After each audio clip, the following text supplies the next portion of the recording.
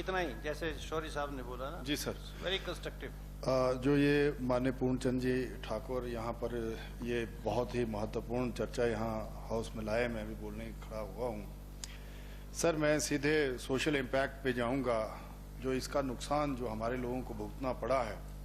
मैं अभी एसपी चंबा से बात कर रहा था कि हमारे कितने लोग जेलों में हैं, विशेषकर चुराहा और जो हमारा डलहौजी का और ये बरमौर का इलाका है।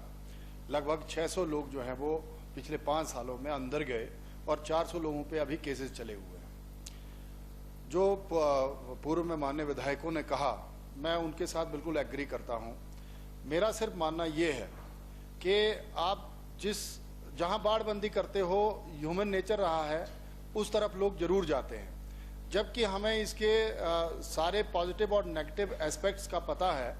देन हम लोग क्यों नहीं जा रहे हैं? मतलब चुराहा जैसा विधानसभा क्षेत्र जहाँ से मैं आता हूँ, हमारे वहाँ जो है वो 5000 के लिए, 2000 के लिए, 1000 के लिए जो भांग की ट्रैफिकिंग करते हैं, मतलब जो लोग उसको जो है, जो मेन बंदा है जो इसका व्यापार करता है, जो इलीगल तरीके से ये सारी चीजें करता है, उसको तो हम आज तक पकड़ नहीं पाए। चाहे वो पठानकोट ले जाता है, चाहे पंजाब चली जाती है या कहीं और चली जाती है, उन पे हमारा कोई अंकुश नहीं रहा है, ना हम पकड़ पाए। लेकिन जो इनोसेंट लोग हैं, जिसको 2000 की जरूरत है महीने में, 4000 की जरूरत है या 10,000 की जरूरत है, उन लोगों को जो है वो जेलें भर गई। मेरा भराड़ा जोन का इलाका ऐसा है जहां मुझे लगता है 6 पंचायतों में भराड़ा है, लेसुई है, टिकरी है, बघईगढ़ है, चरड़ा है, चांजू है, देरा है, जसौरगढ़ है, द्योला है। यहाँ से लगभग ऐसा अब तो मेरे ख्याल में 8-10 परिवारों में ऐसा कोई परिवार नहीं बचा है जहां से कोई ना कोई बंदा 10 साल के लिए, 14 साल के लिए, 9 साल के लिए अंदर नहीं हुआ है। ना सरकारें इस चीज को हम बता पाई कि भाई सच में ये इलीगल है, और अगर लीगल तरीके से तुम करना चाहो तो कैसे कर पाओगे। इसीलिए मेरा माननीय मुख्यमंत्री जी से निवेदन है, आप बहुत प्रोग्रेसिव सोच लेकर के प्रदेश को आगे बढ़ा रहे हैं, और सर आपसे हमें बहुत उम्मीद है। सर चुराहा हमारा चंबा पूरा इन होल, और उसके साथ साथ कुल्लू के लोगों ने बताया, जैसे मंडी, सराज और अपर ये सारे इलाके हैं।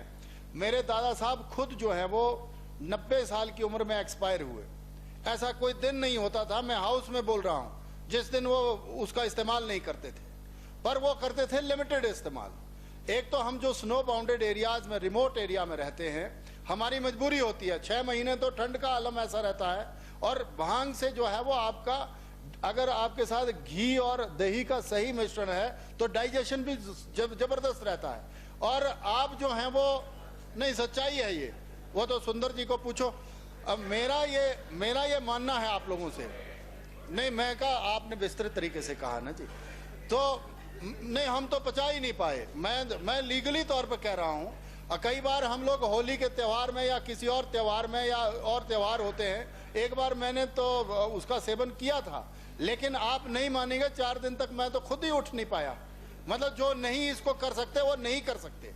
पर इसमें जब मेरी बेटी खुद बीमार हुई, सुंदर जी को याद होगा, मेरी बेटी टाटा तक गई जी, वो सीए का केस बन गया था, और जब उनके बोन मैरो पे सारी ये चीजें हो गई तो डॉक्टरों ने स्पेशली कहा था, मैं ये हाउस में कह रहा हूँ, उन्होंने कहा कि अगर उसके तेल का इस्तेमाल आप कर लेंगे, भाई सुंदर ने भी सुजेशन दी थी, हम पिछली बार भी साथ साथ थे सर, एक जीवन बचाने का काम जो है वो इस पौधे ने किया हुआ है। औषधीय गुण तो है ही है, साथ ही साथ जो भाई सुरेंद्र शौरी जी ने कहा, पूरन जी ने कहा कि आप एक तरफ हम रोजगार जनरेट करना चाहते हैं, तो रोजगार जनरेट करें ना जी। अब अगर उत्तराखंड कर सकता है तो वहां भी तो लोग बसते हैं, वहां भी तो समाज बसते हैं। हम किसी को किसी नशे की तरफ नहीं धकेल रहे हैं। अब जैसे चिट्टा जो है जिस तरह से प्रचारित हुआ है, जिस तरह से ये अपर शिमला में मैं देख रहा था, इसके इतने गंदे इम्पैक्ट गए हैं। हमारा ये जो ऊना और ये जो इलाके लगते हैं पंजाब के साथ, यहाँ पर तो इतनी अति हो गई है कि उनका तो 4 साल का सर्वाइवल है जो चिट्टे का आदी हो जाता है। तो मेरा आपसे ये निवेदन है, आपके माध्यम से माननीय मुख्यमंत्री जी से निवेदन है मेरा, कि मैंने जो आंकड़े पेश किए हैं वो बिल्कुल सही हैं। अब जो है वो परिवारों को बचाना जरूरी हो गया है, और जहां हमारे जैसे विधानसभा क्षेत्र में, जैसे चुरा में मैं कह रहा हूं कि हिमगिरी जोन से लेकर के, झज्जा जोन से लेकर के, बैरागढ़ जोन से लेकर के 100 बार हमने मनरेगा में ड्राइव चलाई, हमने खुद ड्राइव चलाई। और कई भाषणों में मैंने, अगर आप मेरे पुराने भाषण निकालें, उसमें मैंने जनसभाओं में कहा कि तुमको हो क्या गया है, काहे को तुम ये इसमें ट्रैफिकिंग करते हो 2000 के लिए, 4000 के लिए, 10,000 के लिए। तुम्हारा परिवार का मुखिया अंदर चला जाता है और परिवार को संभालना हमें बड़ा टफ हो जाता है। लेकिन इस तरफ अब वो भी बेचारे असहाय हैं। अब जिसको 2000 की जरूरत है अपना परिवार चलाने के लिए, 4000 की जरूरत है, वो तो कुछ भी करता है जी। सर्वाइवल के लिए तो आदमी को अपने परिवार को चलाने के लिए कुछ भी करना है। मुझे लगता है कि अब समय आ गया है हिमाचल जैसी स्टेट को भी सीरियसली जो है वो इसके इंडस्ट्रियल उसमें जाना चाहिए, उसके रेशे को कपड़ों के लिए इस्तेमाल करना चाहिए, और जो उसके जो भंगोलू हैं, मतलब जो उसका बीज है, उसको हम औषधीय तरीके से इस्तेमाल कर। जरूरी थोड़ी है कि उसको मल करके जो है वो उसको हमने आगे ले जाना है। तो मेरा मुख्यमंत्री जी से आपके माध्यम से निवेदन है सर, इसको हम उस तरह से लें सीरियसली। और इस बार आप जिस तरह से लगे हुए हैं, मुझे विश्वास है कि आप इस पर भी पॉलिसी या कोई एक्ट या कुछ कानून ले करके आएंगे, और हिमाचल के जो रिमोट एरिया में बसे हुए लोग हैं उन जनता को भांग की खेती को लीगल करके जो है वो आप एक उपहार देंगे। आपने मुझे समय दिया सर, आपका बहुत बहुत धन्यवाद।